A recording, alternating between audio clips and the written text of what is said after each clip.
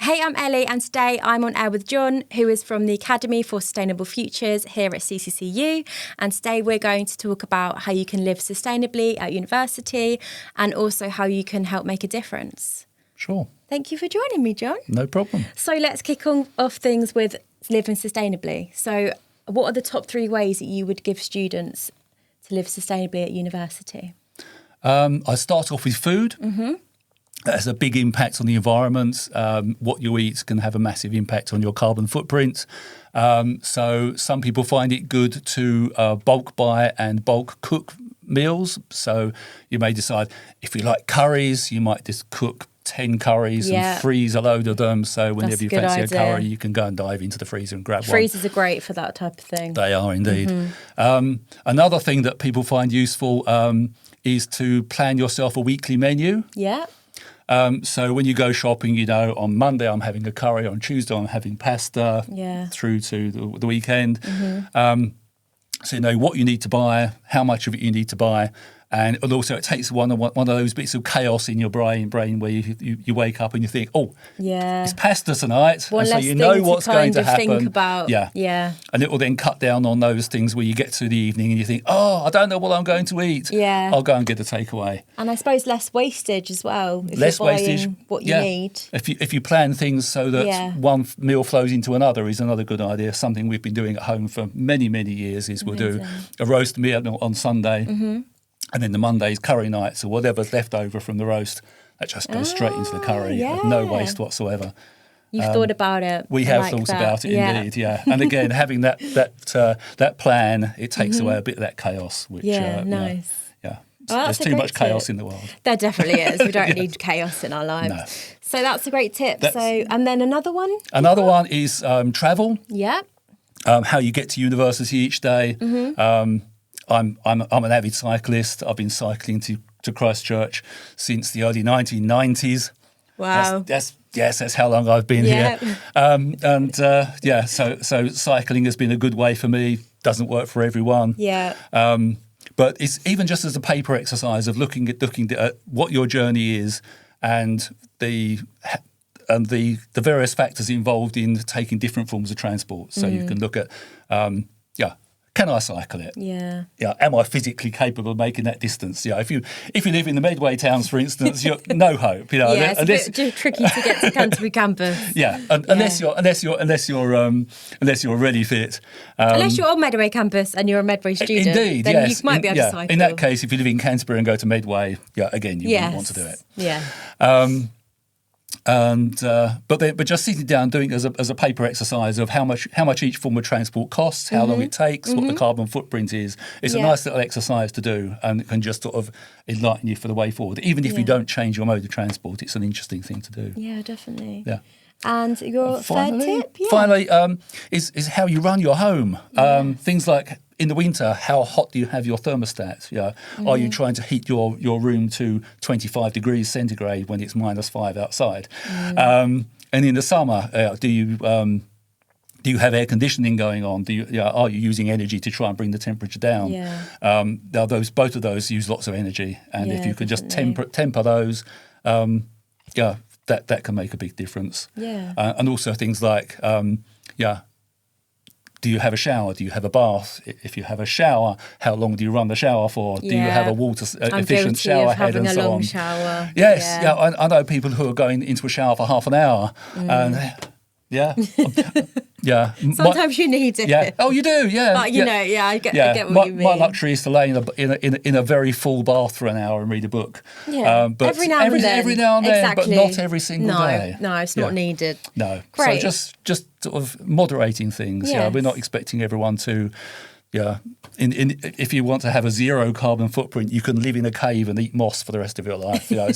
It's no existence. There's no way to go. It's but not ideal. It's you have to find an even balance where you have a nice, enjoyable life, but you're not doing too much harm to the world at the same time. Yeah. Great message. Cool. So how can students get involved in sustainability on campus as well? Well, there's various levels of involvement, I guess. Yeah. So if you at the very, very basic level, you can have a refillable water bottle, which I can see you've got over there yourselves. Yes, I do love that. Yeah. So you don't have to buy a bottle of water each time you come in. Bring in a reusable mug, so if you have a coffee, you can not only save yourself a bit of money, but you're not using a disposable cup, which is recyclable, but it's best to not have to recycle it in the first place. Yeah. If you want a bit more involvement, there's things like Potter and Prune, which I run every Wednesday, where you can come along to Johnson Garden and we can do a bit of weeding, a bit of pruning, a bit of tidying up. Even just 15 minutes, half an hour, it's a nice way of escaping from the computer. Yeah. Do something relaxing, just have a chat about stuff. Yeah. And enjoy nature. Yes, just reconnect. And, exactly. It's a great... And there's so many lovely green spaces on our Canterbury campus especially. We're actually really lucky. We are very lucky, we've got. Yeah. And, considering that we're in a city, it's quite surprising, really, do you think, with the green spaces? Yes. I mean, as a city centre campus, we are very lucky. We have very limited green spaces in size, but the variety you have everything from classic British planting to sort of some fairly wild spaces, and the olive garden. Olive grove. I know people forget about the olive garden sometimes, but we've got that too. Which it has its own little microclimate, and it's very warm and Mediterranean-y there. So it's, on a summer's day, you go and sit there and have a break. It's and you get the smell from the plants around you. It's your summer totally different. It's great. Oh. Yeah. And the grounds and the team have won prizes for it as well. They've won Gold Award for the South and South East in Bloom contest 3 times. Last time in 2024. Award-winning. Yeah. And that's every time they've entered, because they don't enter every single year. But every time they've entered, they've achieved gold awards. So that just goes to show the hard work they put in and the great spaces that we do have on campus. So if you have been wandering around the campus and ignoring the lovely green spaces, just stop and have a look at them next time you're here. People put a lot of hard work into them, and that's why they look so great. So that is a lovely note to end on, but I just wanted to ask you a few more questions. Sure. So have you always wanted to work in this area? Because I can tell how passionate you are about sustainability. Well, I kind of grew up being taught the impacts that people are having on nature and the world. Yeah. I remember as a young child, my mum rescuing seabirds that were covered in oil that had been washed up on the beach. Really? Yeah. And so she would find something, a guillemot or something, which was clogged with oil, and she'd take it home, clean it up, feed it for a little while, and hopefully nurse it back to health and then re-release it. And so that sort of gave me a real connection with animals and the environment in general. So I then became a geographer, which we have lots of geography. It covers lots of environmental aspects as well. So in 2018, I was offered the chance to join the sustainability team, and I jumped at it because it seems like a natural fit for me. Yeah, and I've loved it ever since. Yeah. Now you're here. Tell us all about it.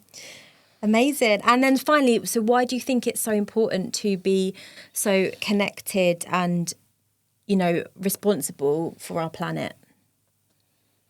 Because we've only got one, despite what people building rockets might think. This is what we've got, and we need to make the most of it. There's no plan B. There is no planet B, indeed. Yeah, as in the book. If you haven't read There Is No Planet B, look it up. I haven't actually read it. Oh, maybe I should put that on my list. Yeah, you should. Yeah, Exactly. So we need to connect, and one of the easiest ways of doing that is just to get a very basic connection with nature. Go and do some gardening. With me on Wednesdays. At Potter and Prune. Yeah. Or just go and sit in one of the green spaces, look around you, look at what the animals are up to, and it teaches you a bit of empathy, a bit of compassion, definitely. where you can see what's going on, and over time you will see how animals are changing, their behaviours, their numbers, how plants are flowering at different times of year because they're getting really confused. Yeah. And as I say, it teaches a bit of compassion in general. And we all need a bit of that, don't we? Yeah, we need to be nicer to each other. So we need to be nicer to the world, nicer to each other, nicer to the planet. Exactly. Yeah. And we'll end on that. So thank you, John, for joining us today. No problem. Thank you for listening, everyone, and see you next episode.